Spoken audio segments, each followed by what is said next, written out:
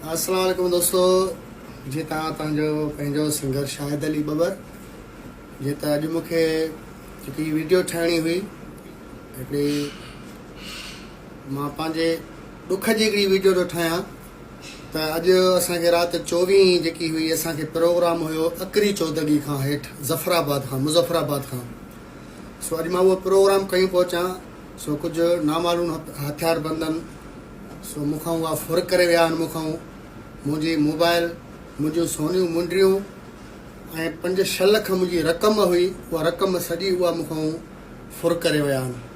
सो मां प्रोग्राम जेको कयो हो मां ॿांभणनि जो कयो हो। सरदार को ॿांभण आहे उन्हनि जो पंहिंजो को प्रोग्राम हुयो।